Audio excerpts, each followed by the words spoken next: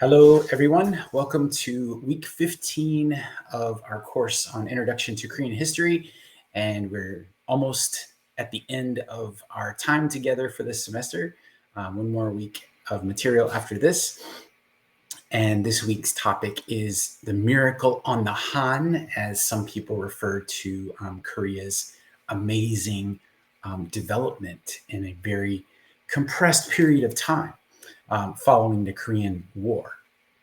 It is important to mention that according to the United Nations statistics, Korea, both North and South, right after the Korean War was concluded, 1953, were considered together the poorest, possibly one of the poorest nations on Earth, if not the poorest nation on Earth, in terms of the destruction, the quality of life, just in every possible measurement. And so to think that Korea goes from that to hosting the Olympic Games in 1988 is absolutely incredible in the space of 30 years, practically. Sometimes there's a question if the Korean model, the South Korean model of development, can be applied to other countries. Why can't other countries in the developing world follow the Korean model of development? And the answer to that should be evident as we read through and discuss this period of history. The Korean path to development of the ROK, even of the South, is quite controversial because it is not the ROK's first president, Syngman Rhee, as repressive and dictatorial as sometimes he was in his presidency from 1954 to 1960, but it was actually South Korea's first dictator, Park Chung-hee, that did the most to lay the foundations of the miracle on the Han. Not what we might expect from a dictator, as we see in other parts of the world. Syngman Rhee should be perhaps Park Chung-hee should have thanked Syngman Rhee for his repressive tactics, because that sort of handed the tools to Park Chung-hee when it was his turn. Syngman Rhee used a 1948 national security law to basically badger his opponents into submission, and he used the fear of communism, especially after the war with the North, to achieve greater social cohesion in the South. Whenever people got a little bit uppity and started to protest, he would just start to speak about the fear of communist agitators, and somehow or another things would get buried once again. On April 11th, 1960, there was a student-led demonstration after a 17-year-old youth was found dead, apparently killed by a tear gas canister fired from a police officer. And it wasn't just his death, it was the fact that after he had died, the police had apparently driven him to a bay nearby and thrown his body in the water to try to make it appear that he had drowned. And so they were protesting about that, but actually the protests had been building since the prior year on March 5th, or prior month on March 15th, when some blatantly fraudulent elections had gotten the vice president that Syngman Rhee wanted into the Blue House with him. It was obviously a fraudulent election, and people were protesting that. Rhee responded by mobilizing his anti-communist youth corps to repress the demonstrations. They got bigger and bigger. Several universities, especially Seoul National University, or especially Korea National University, as well as others, converged on the Blue House the next day on April 19th. And in the process of confronting the army, between the students and the army, 125 students were killed and 1,000 wounded, which would have been remembered as a tragedy, except that the army basically started to feel like we're on the wrong side of this. They laid down their guns and walked away and let the students have the government. And they did. They took over the entire government, which is unheard of before or practically since in any country almost on the earth. And so for a very brief period, the students were in control of Korea, but the army wasn't to be left out in the cold. And so the students started all kind of reforms. They took over every department of the government, started to do reforms. But May 16th, 1961, the army reasserted itself. A group of colonels ostensibly launched this kind of soft coup, taking back the reins of government from the students. But soon it was General Park Chung-hee who stepped to the front of the limelight and basically took control of the coup that took place. Martial law was declared, mass media was taken over by the military, politicians, students, even soldiers who were not considered loyal to Park and to the coup were imprisoned.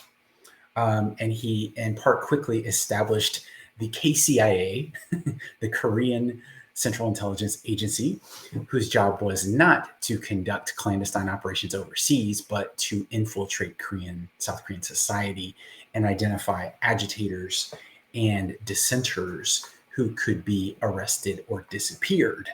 And that was the process through which Park Chung-hee controlled the situation, the political situation in South Korea.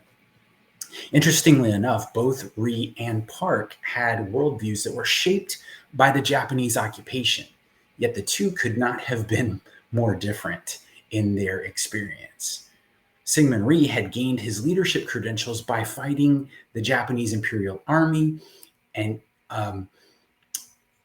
opposing and often fighting militarily against the Japanese Imperial Army, whereas Park Chung-hee had served in the Japanese Imperial Army. He had risen to the officer rank in the Japanese Army in Manchuria, in the Japanese Occupation Army in Manchuria, and possibly even assisted the Japanese in fighting the Korean insurgents in Manchuria. Talk about a complex background that this man had.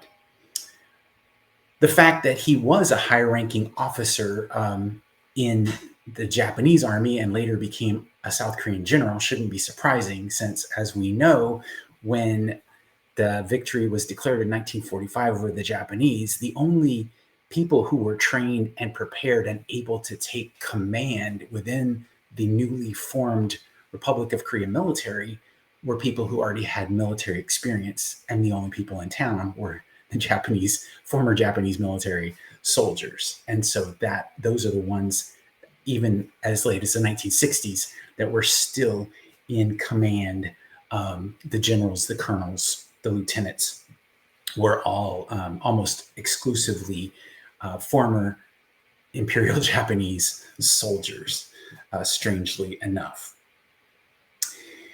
Park was one who admired the discipline and the training that he had experienced in the Japanese Imperial Army, and he went even further. He admired these Japanese means of getting things done, especially their single-minded focus. First and foremost, he admired the Bushido code that he had seen in action in Japan, which enabled people to work together in complete cohesion to accomplish military objectives. And he also admired the Japanese single-minded approach to business. And he set out to use Japanese-style militarism in Korea to replicate a Japanese-style economic miracle in Korea. So it was not an accident. It was a plan. And Park Chung-hee happened to be the person who had the dictatorial control to implement his plans in ways that most countries could not have done. Either they have a repressive dictator who has no interest in the country's development, or they have so many competing factions and democratic groups and committees and such that they can't get their agendas together like we do in the United States very often. Park knew that he needed help from the Japanese, in fact. He needed loans and expertise to be able to develop the business models along the Japanese model that he wanted to do. So one of his, he went in two directions at the same time, which I think is fascinating. First of all, he formally uh, re-engaged Japan and entered and normalized relations with Japan, much to the anger of many people in Korean society. But immediately at the same time, he began to construct monuments and statues and memorials to the Koreans who had resisted the Japanese, both in the 16th century as well as in the 20th century. So he was both asking the Japanese for help and kind of insulting them at the same time, which worked well for the domestic audience as well as to accomplish the international objectives that he wanted to get done. Park followed the Japanese model of business of centralized economic planning, the fact that the government engages with business in making the plans. And so he developed the what's called the chaebol system, um, modeled on the Japanese Zaibatsu system. And I don't really have time to get into it, but there's an incredible meeting that took place between Park Chung-hee and several wealthy business people who later became the founding fathers and families of Samsung, LG, Daewoo, Hyundai. They were all in the same room drinking together. And Park basically just said, you're going to do ships, you're going to do cars, you're going to do electronics, you're going to do construction. And they did. And they did not compete with one another. They competed on the international markets, but domestically, each group had its specialization. Later on, they came into some forms of competition, but initially, it was divide and conquer according to the plan of Park Chung-hee for the development of South Korea. The banks also were engaged in the process, and they would loan money to the chaebols at extremely low rates. And so all of the companies I mentioned that are now world famous household names began under this chaebol system, sponsored directly by the Korean government and supported by very low interest loans through the Korean banks, as well as Japanese almost zero interest loans from Japan in exchange for normalizing relations. So with the chaebols and the banks behind him, Park launched a series of 5-year plans. He would set 5-year objectives. In 5 years, we're going to do this, this, this, this. And they would do it 1, 2, 3, 4, 5. And then the 5th year, he would start another 5-year plan and another 5-year plan. And he was just putting the building blocks in place for the development of Korea, overhauling the transportation systems, rebuilding villages, overhauling agriculture, new industries established, as we mentioned, shipbuilding, construction, home economics, home electronics. So many different areas of Korea were developed. Education system was developed. His efforts were both celebrated and hated because difficult changes were being forced throughout Korea at a very compressed time frame. So it was very stressful. It was almost traumatic, I believe, for the Korean people to change so quickly from almost the Chosun dynasty mindset to this new multinational, international business sort of model. And unfortunately for Park, parallel to the booming economic development, he increased repression and draconian control of every aspect of life in Korea, control of the media, the newspapers, the television, the narrative of everything that was going on development-wise.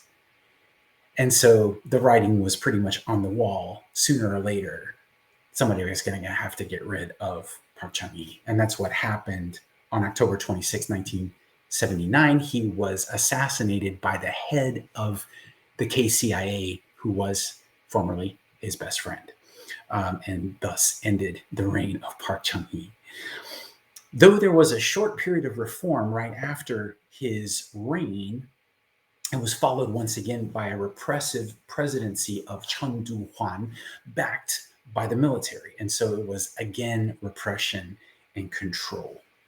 But the greatest force bringing freedom to the Republic of Korea turned out to be the 1988 Olympic Games held in Seoul. This had been a dream of Park Chung-hee. The reality was secured by the hard work of Chun Doo-hwan, as hated as he might have been by some people.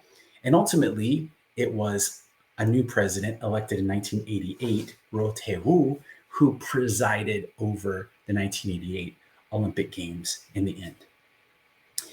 As the Olympic Committee approved Seoul to be the venue for the games, they said, but you've got to do something about these repressive policies. You've got to do something about these student protests that are going on and how students are being gassed and beat up and locked up.